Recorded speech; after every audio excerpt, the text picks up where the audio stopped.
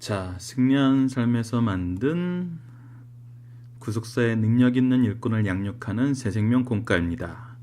자, 지난주에는 우리가 성경이란 하나님 말씀, 성경이란 무엇인가에 대해서 배웠습니다. 성경은 하나님의 말씀이요, 신앙의 교과서요, 천국과는 안내서요, 최후의 심판의 기준서이다. 자, 미스터칭이 있습니다. 죄송합니다. 그리고 이제 저희들이 본문에 이제 창세기에 들어가면서 천지 창조를 배우게 됩니다. 오늘은 두 개의 강좌가 만들어지는데 이번 강좌는 창세기 1장에서 6장까지의 내용을 가지고 저희들이 구속사의 내용을 한번 쭉 살펴보는 시간입니다.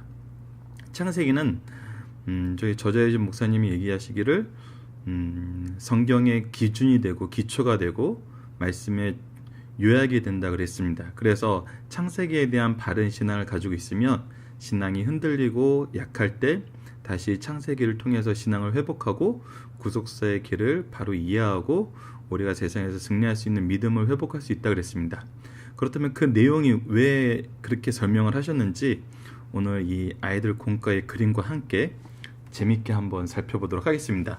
이 내용이 결코 어렵지 않다는 걸 우리들이 이 시간 보면서 배울 수 있을 겁니다. 그리고 아이들도 충분히 이해할 수 있는 내용이니까 선생님들과 부모님들은 이 내용을 잘 이해하셔서 구속사의 구속사를 볼 수 있는, 또 구속사에서 하나님이 우리에게 무엇을 주시는지, 어떤 길을 준비해 주셨는지 영적인 눈을 가지고 세상을 이길 수 있는 신앙을 소유하시고 또 아이들에게 그것을 유산으로 전해줄 수 있는 우리 믿음의 가정분들, 믿음의 명문가 되기를 기도합니다. 자, 이제 시작해 보도록 하겠습니다. 창세기 1장에서 6장의 정리, 첫 번째는 창조주 하나님에 대해서 말씀하고 계시죠. 자, 창조주 하나님. 자, 가운데 좀 이런 표현은 좀 그러지만 그 번데기 모양, 이거 참 그 유대인들이 들으면 참 기분 나빠하고 그 불경 신성모독이라고 얘기할 만큼 한 표현인데, 유대인들은 하나님이란 단어가 너무 거룩하기 때문에 야훼 하나님이라고 기록할 수가 없었어요. 그래서 이 성경을 필사하는 사람들이 이 하나님의 표현으로 이 지금 현재 금속 테두리가 있는 이 모양을 썼습니다. 저희들도 하나님의 형상을 이미지화하기보다는 이 하나님이란 그 단어 대용에서 썼던 이 기호로 하나님을 대신했습니다. 그래서 이미지하는 거는 좀 조심스럽기도 하죠. 그래서 하나님께서는 해와 달과 가운데 지구 별들이 있는데 이 온 우주를 창조하신 분이란 거죠. 하나님의 소유 안에 있다는 뜻으로 이 팔을 그렸습니다. 그리고 안에는 지구의 모양인데, 자, 위에서부터 맨 위가 아담, 두 번째가 제사장 시대, 세 번째가 이제 초대교회 시대, 네 번째가 현대의 모습입니다. 이 네 그림의 시대는 다르지만 특징은 모두 하나님께 예배를 드린다는 겁니다. 하나님께 영광을 돌리는 삶을 살고 있다는 것이죠. 그래서 우리가 창세기 처음 부분에서는 바로 태초에 하나님이 천지를 창조하시니라 하면서 창조에 대해서 가르쳐주고 있습니다. 우리의 창조주신 하나님에 대해서 소개를 하고 있죠. 자, 두 번째는 이제 하나님의 형상으로 창조된 사람에 대해서 얘기하고 있습니다. 자, 사람은 하나님께서 흙으로 사람을 빚으시고 그 코에 생기를 불어서 이제 사람이 됐죠. 이 그림은 그것을 표현한 것입니다. 자, 그래서 사랑의 결정체, 하나님의 명령으로 온 세상은 인간을 위해 창조하시고 인간은 하나님의 영광을 위해서 창조하셨다. 이 하나님의 사랑의 결정체라는 것은 저희들이 좀 이따 이제 이과 창세기를 통해서 볼 수 있지만, 하나님께서는 인간이 하나님께 영광 돌릴 수 있는, 하나님의 영광에 동참할 수 있는 모든 여건을 미리 준비하세요. 그것이 창세기에 나타나는 1일에서부터 인간이 창조되기 전 6일까지의 모습이죠. 그리고 이 모든 것을 다스리고 관리하라는 명령에 따라서 인간을 그 최고의 자리에 놀려놓습니다. 이것은 즉 모든 것이 인간을 위해서 창조하셨다는 거거든요. 이 창조 자체도 하나님의 사랑의 표현이라는 것입니다. 그리고 인간의 창조의 목적은 바로 하나님의 영광을 위해서였다는 것입니다. 자, 말씀을 한번 보도록 할까요?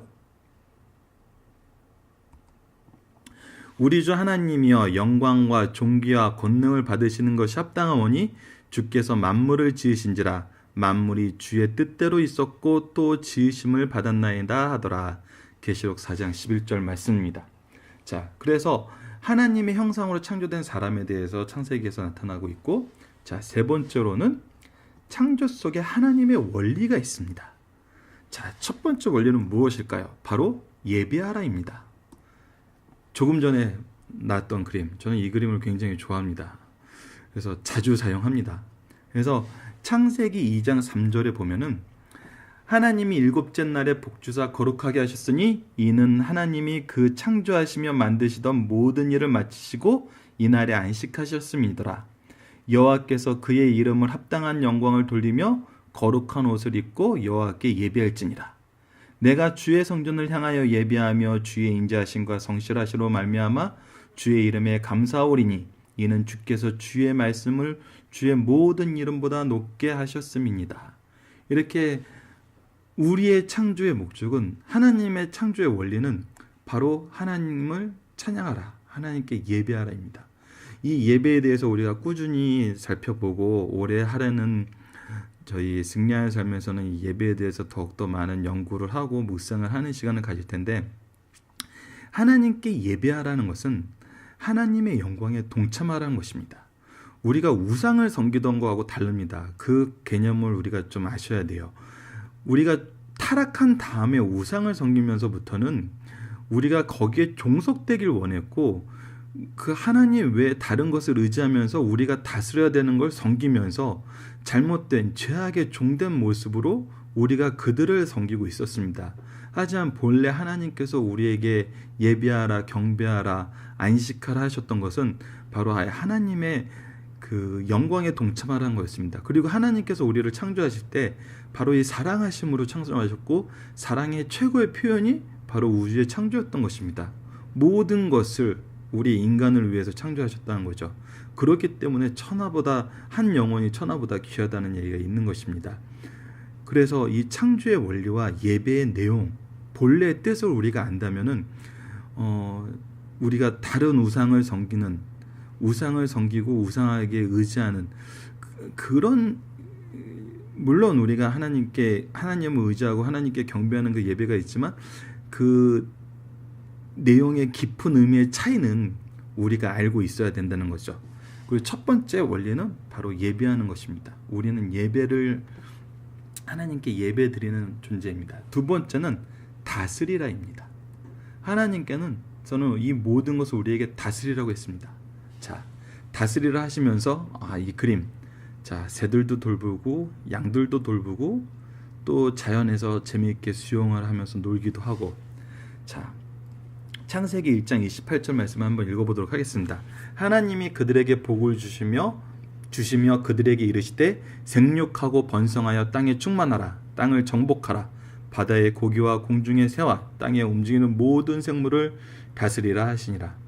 자, 여기서도 우리가 약간 좀 확대된 개념이 필요합니다. 확대됐다기보다는 좀 말씀 본래의 의미로 이제 조절된 의미가 필요한데, 이제 그 땅을 정복하라, 다스리라, 정복하고 다스리라는 이 의미에서 저희는 그 소유적인 의미를 생각하는 경우가 있습니다.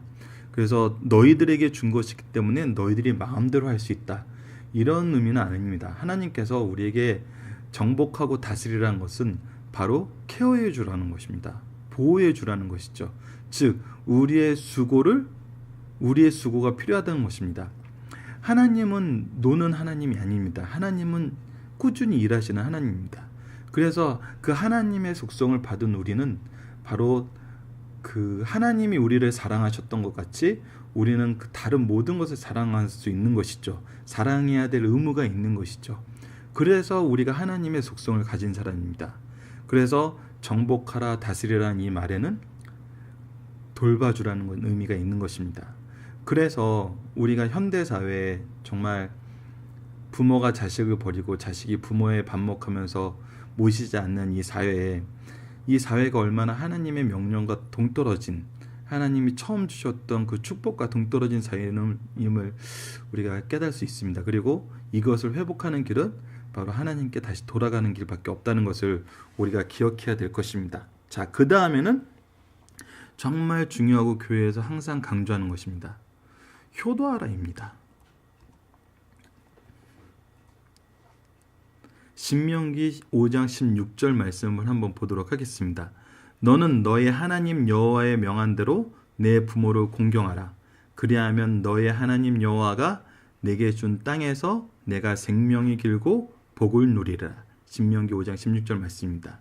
그래서 부모님, 할아버지, 할머니 건강하게 해주세요라고 기도할 수 있고, 정말 부모님이 원하시는 그 일을 열심히, 저는 좀 노는 걸 좋아해서 공부하는 걸 빼고 싶지만 학부모님이 공부하는 걸 좋아하시죠. 그리고 학습 필요합니다. 특히 이 말씀의 학습이 필요합니다. 자, 그래서 효도하라는 건 하나님의 명령이고 여기엔 축복이 있습니다. 준 땅에서, 하나님이 내게 준 땅에서 생명이 길고 복을 누리라 하셨습니다. 이 창조 속에 있는 하나님의 원리에 대해서는 그 다음 말씀까지 다 보고 다시 한번 얘기를 하는데, 여기엔 또 놀라운 비밀이 있습니다. 자, 다음 원리는 겸손하라입니다. 창조 속의 하나님의 원리는 바로 겸손하라입니다. 자, 우선 하나님 앞에 겸손해야 됩니다. 아이들을 잘 돌볼 수 있는 겸손이 있어야 되고, 자기 가족들을 돌볼 수 있는 겸손함이 있어야 되고, 노인을 공경할 수 있는 겸손함이 있어야 됩니다. 나의 능력과 상관없이 내가 돌봐야 될 사람은 있으면은 그를 섬길 수 있는 겸손함이 있어야 됩니다. 자, 그래서 주신 약속의 말씀입니다.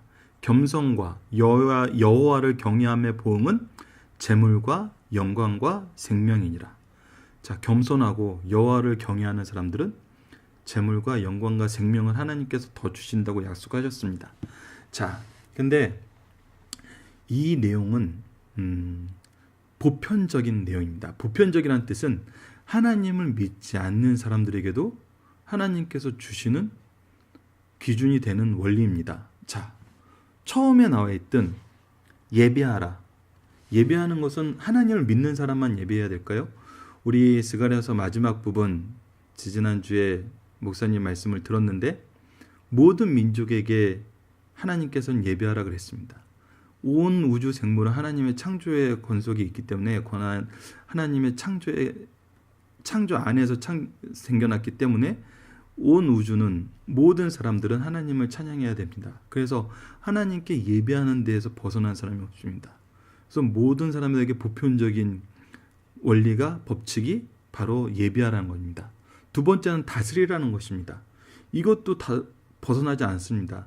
현대 그 자연주의, 자연 보호를 주장하면서 많은 그 운동을 하시는 분들도 우리 인간의 그 무도함에 대해서 반성을 촉구하고 여러 가지 좋은 일을 합니다. 이 다스리고 보호하는 것은 인간의 당연한 역할이었던 것입니다. 의무였던 것입니다. 이것은 하나님께서 주신 것입니다. 우리가 이것이 양심의 법에 따라서도, 하나님의 법에 따라서도 보편적이라는 걸 볼 수 있습니다. 세 번째는 효도하라. 효도하라는 것은 부모님을 주신 하나님의 그 원리에 순복하는 것입니다. 우리 가정의 원리에 순복하는 것이죠. 그래서 이것은 하나님을 믿지 않는 사람에게도 효도를 하면 축복을 주십니다. 이것은 우리가 역사에서도 많이 볼 수 있습니다.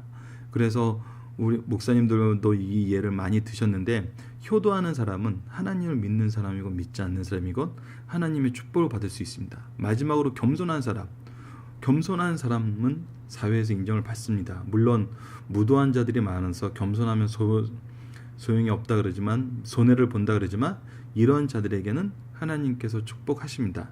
단 여호와를 경외하는 사람들에게는 하나님께서 영원한 영광과 생명까지 주시겠죠. 특히 이 부모의 원리, 효도의 원리에서 우리 믿음의 부모님들이 정말 잘 알고 가르치면서 실천해 주셨으면 하는 게, 부모에게 효도한다는 것은 부모님의 뜻에 따른다는 거죠.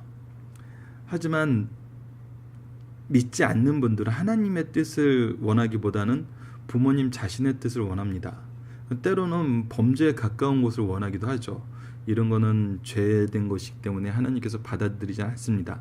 하지만 죄가 되지 않는 거라도 하나님의 뜻과는 좀 다른 그런 것을 자녀들에게 원할 수도 있습니다.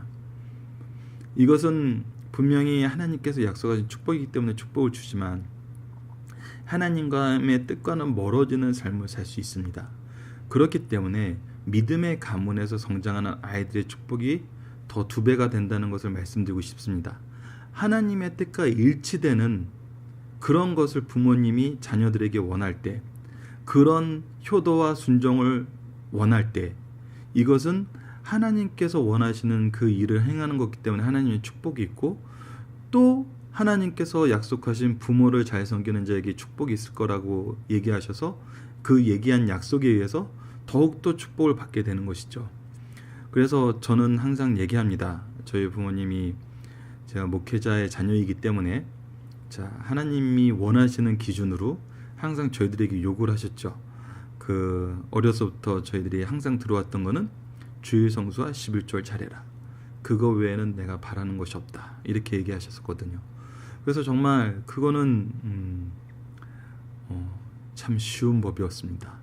그런데 그걸로 인해서 기뻐하시는 부모님으로 인해서 정말 축복의 길을 갖게 되었죠. 그래서 믿음의 부모님이 어떤 축복의 원리를 가지고 어떤 것을 자녀들에게 효도라고 가르칠 것인가는 굉장히 중요한 부분입니다. 이것이 믿음의 가정이 더욱더 하나님께 축복을 받을 것인지, 아니면 오히려 부모님의 잘못된 그런 그 기준이 하나님의 법과 상반돼서 오히려 자녀의 축복이 줄어들게 되는 건 아닌지 우리가 한번 주의 깊게 살펴봐야 됩니다. 자, 그러면 계속해서 창세기 1장에서 6장까지 나타나 있는 창조의 원리 중에 4번째는 이제 인간의 타락입니다. 유혹하는 자의 특징은 속이는 영입니다. 자, 아담과 하와가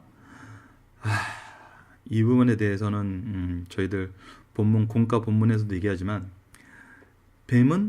사탄은 뱀에 들어가서 하와에게 이렇게 얘기하죠.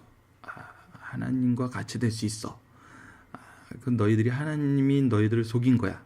이렇게 얘기합니다. 근데 아이러니하게도 하나님께서는 사람에게 모든 권한을 주시고 모든 지혜를 주셨습니다. 그래서 하나님과 지금 현재 가장 가까이 있는 있는 피조물은 바로 사람이었던 거죠. 즉 하나님을 가장 잘 알고 있는 것은 사람이었던 것입니다. 사탄은 오히려 하나님을 대적하고 하나님의 뜻이 무엇인지 몰라서 하나님을 대적하고 쫓겨났던 영들이었던 것이죠. 근데 이들이 마치 자기가 하나님에 대해서 전문가이냐 속입니다. 근데 인간의 연약함은 또 이 말도 안 되는 속임수에 빠져들게 되는 것이죠. 그래서 보도록 하겠습니다. 그러므로 한 사람으로 말미암아 죄가 세상에 들어오고 죄로 말미암아 사망이 들어왔나니 이와 같이 모든 사람이 죄를 지었으므로 사망이 모든 사람에게 이르렀느니라. 자, 이 죄로 인해서 모든 사람이 죄의 권속 아래 놓이게 된 거죠. 그러나 하나님과의 관계가 단절됐습니다. 그러나 하나님께서 우리에게 구원을 약속해 주셨죠. 그래서 뭐라고 말씀합니까? 창세기 3장 15절에 내가 너로 여자와 원수가 되게 하고 내 후손도 여자의 후손과 원수가 되게 하리니 여자의 후손은 내 머리를 상하게 할 것이요 너는 그의 발꿈치를 상하게 할 것이니라 하시고, 이 말씀이 뭐에 대한 말씀이죠? 바로 예수 그리스도에 대한 말씀입니다. 우리 공과에서 또 중요하게 생각하는 그림 중에 한 컷이 이 부분입니다. 에덴 동산에서 쫓겨났던 그 내용을 보면서 죄의 결과로 추방을 얘기하지만 저희는 여기서 이제 하나님의 구속사의 시작을 얘기합니다. 그 여자의 후손이 내 머리를 상하게 할 것이다. 그 머리를 상하게 해서 죄를 완전히 이기게 되시는 분이 바로 그 여자의 후손이 예수님인 거죠. 그리고 너는 그의 발꿈치를 상하게 할 것이다. 하지만 예수님이 이것을 이루는 길은 바로 죽으심, 즉 죄에 대한 그 값을 치르신 죽음으로 인한 상하심이었던 것입니다. 그것을 이제 저희 공과 그림에서 소개하고 있습니다. 한 사람이 순종하지 아니함으로 많은 사람이 죄인 된 것 같이 한 사람이 순종하심으로 많은 사람이 의인이 되리라. 바로 이제 예수님을 통해서 우리 구원이 하나님께 나아가는 그 관계가 회복됨을 얘기해주고 있습니다. 이 그림에서 또 한 가지 보셔야 되는 것이 바로 위에 있는 그림, 아담과 하와가 벌거벗고 있었는데 나갈 때는 가죽옷을 입었다는 것입니다. 이 부분을 통해서 우리가 알아야 되는 것은 바로 이 가죽에 대한 의미입니다. 가죽은 동물을 죽여야지 얻을 수 있는 것입니다. 즉, 피 흘림의 속죄가 없이는 우리에게 구원이 없다는 것을 하나님께서는 이 가죽옷을 통해서 가르쳐주고 계신 것이죠. 자, 그 다음에 나타나는 것이 에덴 동산에서 추방 이후에 첫 번째 사건입니다. 첫 번째 사건이 무엇이었죠? 바로 가인과 아벨이죠. 가인과 아벨의 내용은 뭐에 대한 내용이었습니까? 바로 예배에 대한 내용이었습니다. 자, 하나님께 예배드리는 것은 내가 원하는 대로 하는 것이 아닙니다. 하나님이 원하시는 방법대로 하는 것입니다. 자, 하나님께서는 아담과 하와를 추방하실 때 가죽옷을 입히심으로 속죄 피 흘림이 있어야 된다는 걸 가르쳐 주셨습니다. 그런데 가인은 자기가 농사를 지었던 농작물로 하나님께 예배를 드렸죠. 자기가 원하는 방법, 자기가 생각하기에 좋은 방법, 물론 이것을 열심히 드렸을 수도 있습니다. 하지만 열심히 드린 것이 하나님과의 뜻과 일치하지 않는다면 그것은 받아들여지지 않는 것이죠. 우리가 하나님께 예배드린다는 건 그것입니다. 우리가 하나님과 동행하는 삶을 산다는 건 바로 그런 것입니다. 하나님의 뜻과 일치되는 삶이죠. 자, 가인이 하나님이 제사를 받지 않음으로 해서 분낼 때 하나님이 가인을 찾아가십니다. 그리고 말씀하십니다. 여호와께서 가인에게 이르시되 내가 분하여 함은 어찌 됨이며 안색이 변함은 어찌 됨이냐. 내가 선을 행하면 어찌 낯을 들지 못하겠느냐. 선을 행하지 않았다는 거죠. 잘못된 예배를 드렸다는 것입니다. 선을 행하지 아니하면 죄가 문에 엎드려져 있느니라. 죄가 너를 원하나 너는 죄를 다스리라. 자, 선을 행하지 않으면 죄가 우리를 다스리게 할 수밖에 없습니다. 죄는 항상 우리를 노리고 있거든요. 그래서 하나님께서는 직접 나타나셔서 죄를 다스리라고 외치고 계십니다. 우리에게 끊임없이 회개하라고 외치고 계십니다. 그의 말씀 우리에게 계속 주고 계십니다. 우리가 잘못됐을 때, 잘못해서 하나님의 앞에서 낯빛이 우리에게 가려졌을 때 하나님께서는 가만히 계시는 게 아니라 항상 찾아오셔서 그곳에서 돌아오라고 얘기하고 계신다는 거죠. 이것은 역사에서 계속 반복되고 있습니다. 하지만 가인은 어떻게 되죠? 이 하나님의 경고를 듣고 난 다음에 오히려 자기 동생 아벨을 죽입니다. 자, 그렇다면 하나님은 왜 에덴 동산 이후에 이 가인과 아벨 얘기를 성경 그 앞부분에 놨을까요?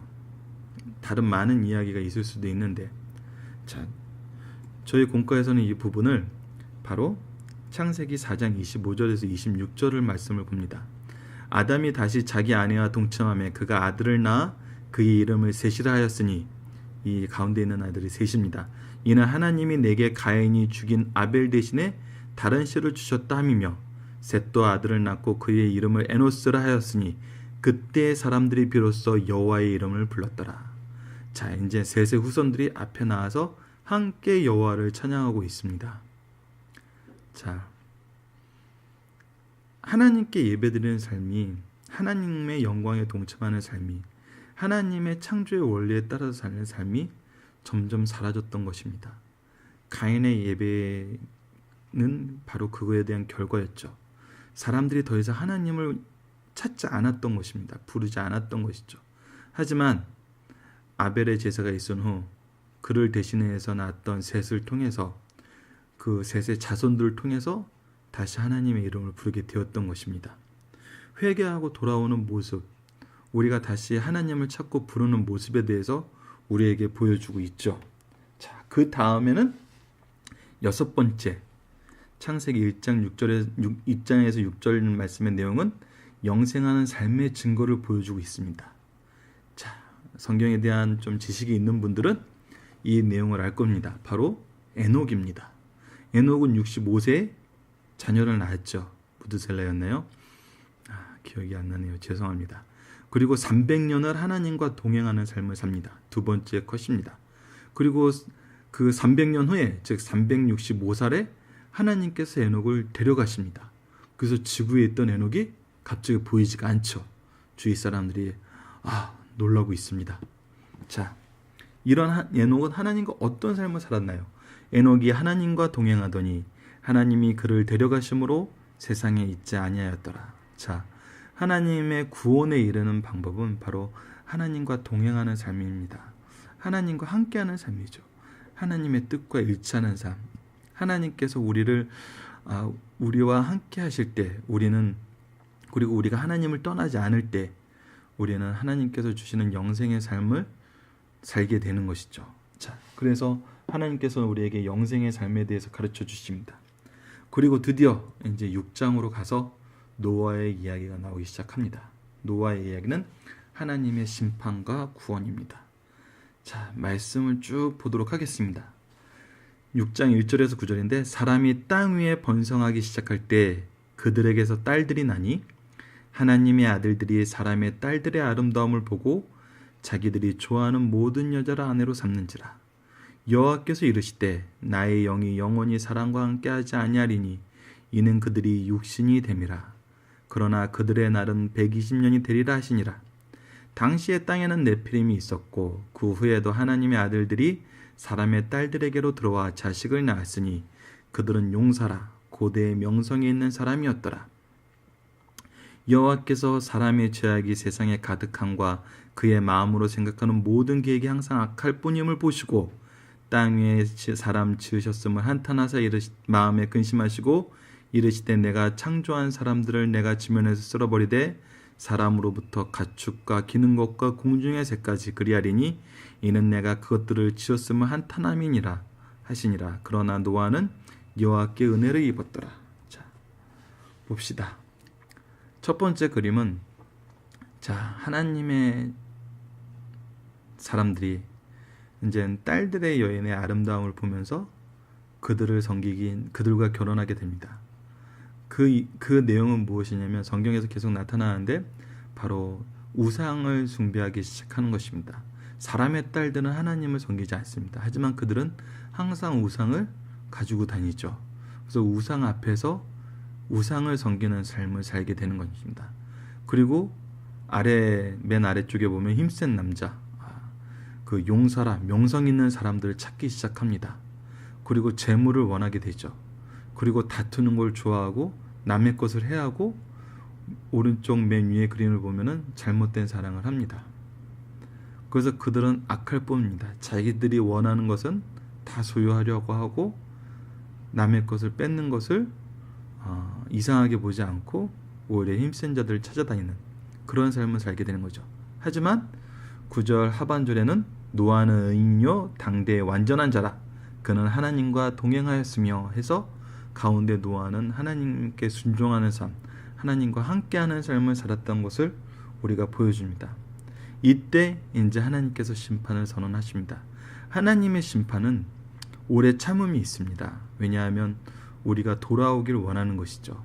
사람들이 하나님께로 다시 돌아오길 원하는 그 인내하심이 있습니다. 하지만 이 심판은 반드시 있습니다. 자, 하나님의 심판과 구원 내용 히브리서 9장 27절을 보도록 하겠습니다. 한 번 죽는 것은 사람에게 정해진 것이요 그 후에는 심판이 있으니라. 하나님의 심판은 항상 있습니다. 하나님의 공의의 심판은 언제나 우리 앞에 놓여 있게 됩니다. 이것이 개인의 역사, 민족의 역사, 성경의 역사, 그리고 우리 인류 최후의 역사에서도 다시 일어나는 일입니다. 자, 다시 한번 쭉 볼까요? 하나님께서 우리에게 창조주 하나님에 대해서 얘기를 하시고, 하나님의 형상으로 창조된 사람, 즉 하나님이 우리를 어떻게 사랑하시고 우리에게 어떤 약속을 주셨는지 하나님께서 항상 얘기합니다. 그리고 창조의 원리가 있는데 첫 번째는 예배의 원리, 다스림의 원리, 효도의 원리, 겸손의 원리를 우리 공과에서는 강조해서 가르치고 있습니다. 그리고 나서 인간의 타락이 있습니다. 죄의 문제가 있습니다. 그리고 이 죄의 문제는 정말 우리의 그 죄인 그 사탄이 정말 우리를 속이고 우리를 시험 들게 하고 자신의 거짓으로 우리를 유혹했다는 것을 우리가 기억해야 됩니다. 죄의 특징은 항상 유혹과 거짓입니다. 그리고 이것으로 끝난 것이 아니라 하나님께서 구원을 약속하여 주셨고 예수님을 약속해 주셨다는 것, 그리고 우리가 그 제약된 삶에서 하나님과의 관계를 유지하는 그 내용은 바로 예배라는 것, 특히 하나님 뜻에 맞는 하나님의 뜻과 일치하는 예배를 드려야 된다는 것. 그렇게 하나님의 뜻과 일치된 삶을 사는 사람들은 하나님께서 영원한 영생의 삶의 증거를 에노드를 통해서 주셨다는 것, 그리고 이 죄악이 이 세상의 죄악이 만연했을 때는 반드시 하나님의 심판이 임하시는데, 이 심판은 하나님께서 사랑으로 인내하시고 돌아오기를 기다리고 계시지만 반드시 그 심판이 있다는 것, 그리고 하나님과 동행했던 그들에게는 하나님의 구원이 약속되어 있다는 것, 이것이 바로 구속사의 전체적인 내용입니다. 창세기 1장에서 6장까지만 봐도 바로 이 구속사의 내용이 잘 요약되어 있습니다. 이제는 이 내용이 하나님께서 어떻게 실천하시는지, 어떤 역사의 원리를 가지고 실천하시는지, 그리고 그 내용을 통해서 우리는 하나님과 예수님과 성령을 어떻게 배우고 무엇라고 고백할 수 있는지, 그 내용을 우리가 앞으로 꾸준히 배워나갈 것입니다. 이 부분을 잘 이해하시면서 이 내용을 기준으로 기둥을 세우셔서 앞으로 구속사의 내용을 잘 배우고 가르치실 수 있는 선생님들과 학부모님들 되었으면 합니다. 이상으로 이번 강좌는 마치고 바로 이과 내용을 또 연결해서 올리도록 하겠습니다. 감사합니다.